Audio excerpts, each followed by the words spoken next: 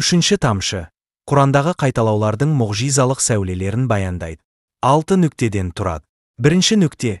Құран зікір кітабы, дұға кітабы, шақыру кітабы болғандықтан сүрелеріндегі қайталаулар шешендік тұрғысынан алғанда дәл айтылған, хикметпен айтылған. Өйткені зікір мен дұғаның мақсаты сауап және Алланың мейіріміне бөлену.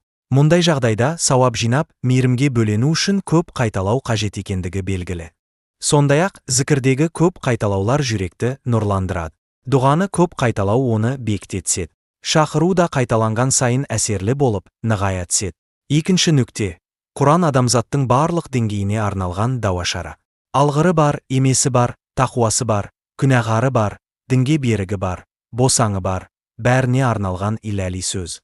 Рахманның дәріханасынан дәрі алуға бәрінің де құқы бар. Алайда, Құранды толық және үнемі оқу барлық адамға бірдей мүмкін бола бермейді.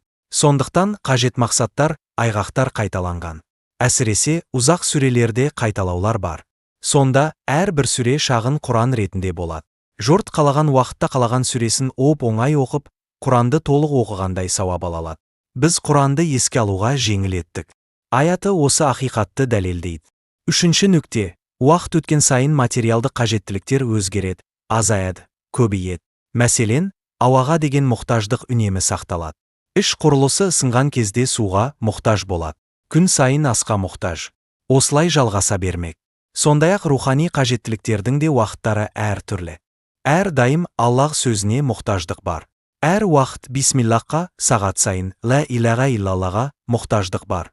Осылай жалғаса береді.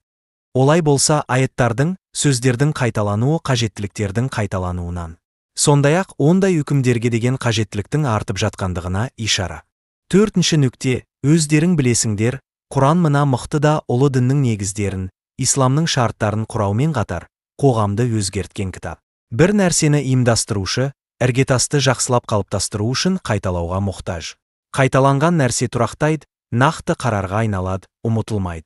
Сондай-ақ Құран әр түрлі деңгейдегі адамзаттың барлығынан ауызша да жағдайының тілімен де қойылған сұрақтарға қажетті жауапты беруші, жалпылық сипаттағы жол сілтеуші, жауап беруші.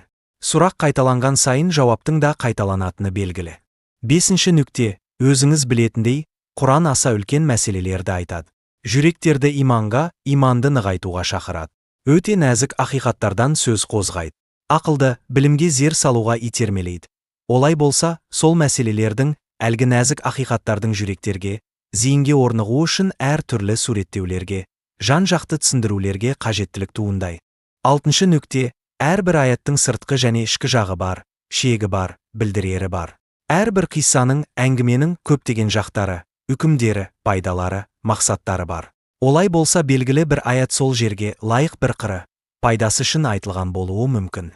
Бұл жағынан алғанда, сырт көзге қайталау болып көрінгенімен ақиқатында қайталу емес.